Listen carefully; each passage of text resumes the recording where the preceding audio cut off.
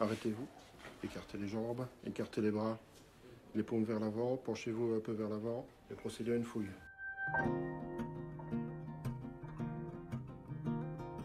이제 실패했잖아요, 아메드가. 선생을 살해하는 걸 실패하고 소년원에 갑니다. 소년원에서 만나는 많은 사람들이 있죠. 이제 뭐 농장 주인도 있고 루이스라는 사춘기 소녀도 있고 그다음 담당관도 있고 보면 이런 사람들이 굉장히 아메드에게 아주 친절하고 배려를 해줘요. 자기 집에서 기도도 하게 해주고 운동도 막 시켜주고 합니다. Si on les arrache pas maintenant, les graines elles tombent et l'année prochaine on se retrouve avec un champ avec tout. Si tu restes, c'est que t'es d'accord. T'es d'accord mais t'oses pas. Ouvre la bouche.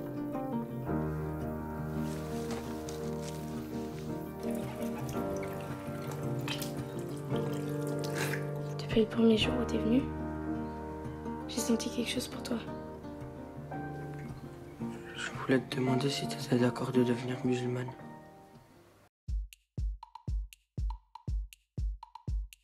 저기서 저 소녀가 이렇게 저 아메드에게 키스를 하려고 할 때 내가 이제 12살밖에 안 되는데 나는 내 선생을 죽여야 돼. 이게 신이 주는 마음이라고 생각하고 그거 외에는 아무것도 삶에 의미가 없는 거죠.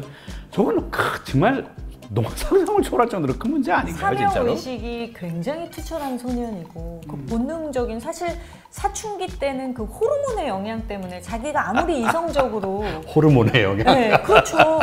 저걸 통제하는 게 저는 저 친구가 얼마나 거기에 다 몰두되어 있으면 저런 육체의 본능까지도 다 제어할 수 있고 저걸 이제 자기는 종교적으로 봤을 때 경건하다고 생각하는 거죠. 금욕적이다라고 생각하는 건데 이게 이제 종교에 그래서 표면적으로 보면 제일 사람들이 오해하기 쉬운 게 금욕주의적이면 이 사람이 최고다라고 생각하는데 이제 아주 오해하는 거죠. 사실 기독교나 천주교에서도 볼 수 있었던. 그 에릭 프롬이 그런 얘기 하거든요. 무엇으로부터의 자유가 중요한 게 아니고 무엇을 향한 자유가 중요하다라고 이야기하는데 저희 출애굽기에 보면 이스라엘 백성들이 애굽에서 노예로 있다가 이제 해방이 된단 말이죠. 근데 하나님이 정말 원하셨던 건 뭐냐면 하나님을 제대로 믿는 가운데 진짜 자유인이 되기 원하셨던 거예요.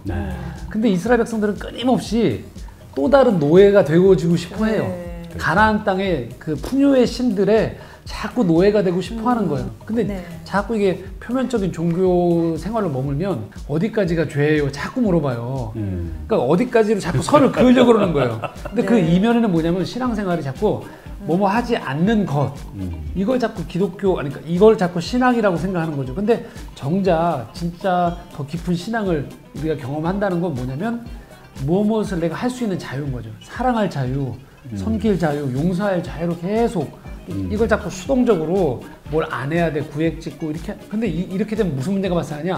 다른 사람도 똑같이 그렇게 바라보는 거예요. 네, 다른 사람들을 판단하게 되죠. 저는 제가 오해하고 오래 살았던 말씀이 진리를 알지니 진리가 너희를 자유케 하리라가 저는 어렸을 때 너무 말이 안 되는 얘기야 이게.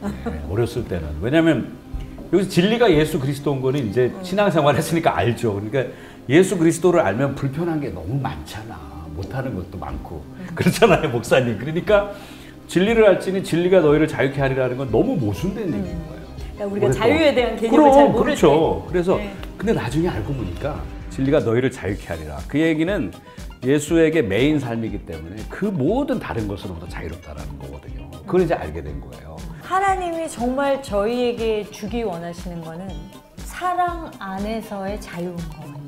저희가 이 영화를 보면서 아메드의 모습을 보면 부자연스럽죠. 그렇죠. 너무 부자연스럽죠. 그렇죠. 그게 이제 저는 근본주의 문제인 거라 생각이 들어요. 항상 주님은 열매를 얘기하시거든요. 그 열매를 보니까 그 삶이 참 아름답구나. 오늘 우리의 모습을 보았을 때 그래도 참 보기 좋구나라는 것들에 대한 모습이 나와야 되고 한국 교회나 기독교를 뭐 평가 이 문제가 아닌 함께 이론으로서 저희가 고민해보는 것은 그럼 지금의 한국 교회의 모습이 아직 신앙을 갖지 않은 분들 입장에서 보았을 때 정말 신앙을 믿고 싶구나에 대한 그 모습을 불러일으킬 수 있는가인 것 같아요. 다시 영화 이야기로 돌아올게요. 다르덴 감독이 뭐 이방인들, 소외계층들을 감싸는 영화들 많이 굉장히 윤리적인 영화라고 얘기를 해서 저는 이분 크리스찬이라는 거 구글까지 이렇게 찾아봤어요. 다르덴 크리스찬 없어요. 어디도 크리스찬이라는 얘기는 없어서 그게 조금 저는 이제 아쉽기는 하는데 어쨌든 하나님이 저는 이렇게 일반 은총 가운데 많은 믿지 않는 예술가들을 분명히 사용하신다고 믿는 예술가들도 사용하시겠지만 그렇게 생각을 합니다. 그럴 때 여기서 다루고 있는 어떻게 보면 감독이 연민의 시선을 가지고 다루고 있는 대상은 사실은 지금 말씀하신 근본주의자. 그렇기 때문에 이들이 어떻게 하면 변화될 수 있을까? 우리가 이들이 뭐 잘못됐다 이런 거는 뭐 당연히 그렇겠지만 이 성경의 기준에 들지 않는 어떤 사람들을 우리가 어떻게 대해야 될 것인가도 우리가 고민해야 되는 지점인 것 같아요. 그런 근본주의자들한테 어떻게? 그런 근본주의자. 아메드 같은 청년 소년을 만나면 어떻게 해주실 거예요? 그런 건 이제 목사님이 답을 하실 거지 지금. 저희 담당관이나 뭐 상담사 혹은 그 안혜수 선생님의 변호인도 있었고요. 무슬림이 아니고 문화가 전혀 다른 사람들인데 아메들을 굉장히 존중하면서 세심하게 배려하는 모습들이 보여져요. 근데 저는 이게 어떤 감독의 메시지인 것 같아요. 그들을 우리가 어떻게 그들과 생각이 다를지라도 갈라디아서 5장 14절에서 15절 말씀인데 이렇게 말씀하세요. 온 율법은 내 이웃 사랑하기를 내 몸같이 하라 하신 한 말씀에 이루었나니 만일 서로 물고 먹으면 피차 멸망할까 조심하라. 그러면 저희가 이제 고민해야 되는 지점들은 바로 이건 거죠. 두 가지인데요. 하나는 누가 내 이웃인가라는 거예요. 근데 거창하지 않다고 생각해요. 네. 이웃은 뭐냐면 내 옆에 있는 사람이에요. 그렇죠. 그냥. 예. 두 번째는 여기 나온 것처럼 사랑하라는 거죠. 내가 지금 하고 있는 그 행동이 문자를 내가 지키고 있다는 것들에 대한 자부심인가 아니면 정말로 이웃을 사랑하기 때문인가를 스스로에게 자문해 볼 필요가 있을 것 같아요. 부모는 알잖아요. 때로는 체벌을 하든 때로는 훈육을 하더라도 서로 간에 안단 말이죠. 사랑한다라는 것들을 알고 주변 사람들도 저게 아동 학대인지 부모가 그렇죠. 사랑인지를 알 수 있잖아요. 그런 것처럼 그렇게 보면 지금 우리 사회에서 벌어지고 있는 우리의 모습들이 뭔가 위험 신호로 보내고 있는 것들에 대해서 우리 좀 진중하게 들을 필요가 있을 것 같고 스스로도 우리 스스로도 우리 눈이 너무 혹시 무섭진 않은가도 한번 좀 필요가 있을 것 같아요. 네. 다르덴 감독님이 이렇게 말을 했어요. 이런 종교의 광기보다 인간이 갖고 있는 삶에 대한 강렬한 의지가 훨씬 더 강하다고 생각한다. 그래서 그걸로 극복할 수 있다고 생각한다. 하나는 변화의 가능성을 주는 주변의 사람들, 그 사람들의 어떤 따뜻함과 어떤 연민. 그리고 두 번째는 이 본인의 삶의 의지.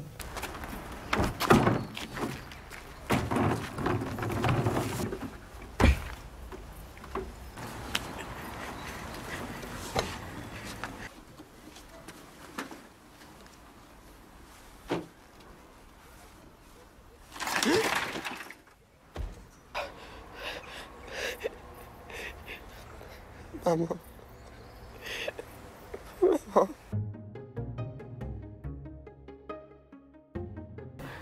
아드님이 이렇게 근본주의자가 됐어. 어떻게 돌아오게 하실 것 같아요? 그 제 아들이라 근본주의자가 되긴 쉽지 않을 것 같고요. 아니 그래도 상상력 다루기. 기도해야죠. 방법이 없죠. 진짜 기도밖에 없겠지. 왜냐하면 이 영화의 마지막 장면이 저는 너무 신앙적으로 익혀졌어요. 잘 보면 저기에서 왜 저 사고가 저기서 났을까요? 그러니까 그들이 아무리 노력해도 아메들을 변화시킬 수 없었어요. 근데 여기 뒷부분은 저희가 보여드리지 아직까지는 않았지만 어쨌든 아메드가 떨어졌을 적에 그는 깨우치거든요. 자기 강렬한 삶의 의지가 있고 그리고 이제 쿵 소리를 듣고 선생이 이제 나오잖아요. 그죠? 그럴 적에 선생님에게 죄송해요라고 한다고요. 그러니까 거기서 지금 자기가 이 근본주의 원리주의에 사로잡혀서 선생을 죽여야겠다라는 그 투철한 어떤 의식 같은 것들이 바깥에 있지만 그 안에 내재된 무의식 속에 그 하나님이 주신 그 사랑의 감정 그리고 인간만이 가질 수 있는 인성 민망해할 줄 아는 그런 감성 같은 것들이 있고 그게 이제 저기 떨어져서 죽을 위기에 놓였을 적에 저게 뚫고 나오거든요. 안 그랬으면 거기서 선생에게 죄송해요, 미안하다고 말 안 하죠. 결국 하나님이 움직여 주셔야 된다. 하나님이 바꿔 주셔야 된다. 하나님이 변화시켜 주셔야 된다. 그래서 사고를 통해서 순간적으로 인간을 변화시키는 그 하나님이 오묘하게 역사하시는 그런 어떤 일이 아닌가.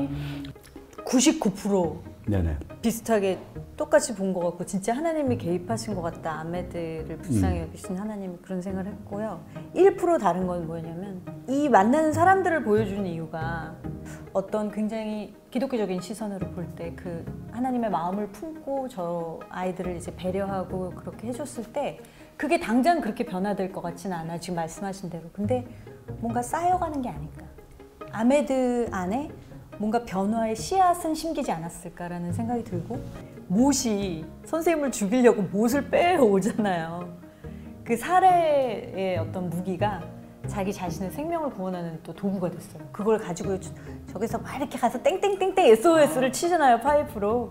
그래서 그 소리를 듣고 이제 안에서 그러니까 선생님을 죽이려고 했던 도구로 가서 살려달라고 문을 두들기는 거죠. 예. 저는 이것이 바로 합력하여서 선을 이루라는 말씀. 울타리가 되는 거죠. 그러니까 저 아이를 위해서 사랑을 주고 애쓰라.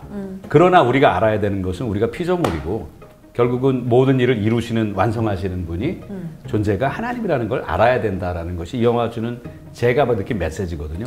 아메드 같은 경우도 보면 결국은 아까 추 감독님 얘기해 주셨던 것처럼 담당관이 네가 하려고 하는 행동이 선생님 죽이려고 했던 게 얼마나 끔찍한 행동인지 넌 지금 모를 거야 라고 했던 것이 이제 아메드 입장에서 머리로만 생각한 거죠. 그러나 실제 자기가 몸에 고통이 와보니까 이게 얼마나 끔찍한지 구체적인 삶의 현장에 몸으로 경험해 보니까 아 이게 위험한 행동이었고 하면 안 되는 행동이었구나 깨닫는 것처럼 제 스스로가 우리 스스로도 좀 근본주의적이거나 그런 성향이 있다가 삶에서 내가 기존에 알고 있던 것만 가지고 해석이 안 될 때 좀 우리가 열린 마음으로 배울 필요가 있는 것 같아요. 그래서 지성과 이성이 필요하다고 얘기하는 거고 그래서 상식 얘기가 바로미터 중에 하나가 물론 신앙인이 상식만 가지고서는 안 되죠. 네. 상식적이려고 믿는 사람은 없어요. 네. 그런데 이것도 중요한 질문인데 상식적이지도 못하면 또 안 되는 거죠. 근데 이 방송 보시는 분들 중에 그 그릇된 근본주의를 그 맹신하고 있는 분이 있다면 우리도 미워할 것 같아. 왠지 그런 생각이 좀 들었어. 미워하지 갑자기 마세요. 조심하고 싶은 마음이 생겼어. 같이 고민해 보자는 거죠. 우리 사회가 너무 경직된 건 아닌가. 교회가 이렇게 많은데도 보급이잖아요. 세상에 깊은 소식으로 들려져야 되는데 좀 너무 경직되어 있는 건 아닌가라는 것들을 좀 영화 보면서도 또 저희의 토크를 통해서 한번 되새겨 보시면 어떨까 싶습니다. 네, 저희 또 시네마 브런치 더 좋은 영화 있는 영화로 여러분 찾아뵙겠습니다. 네, 감사합니다. 감사합니다. 수고하셨어요.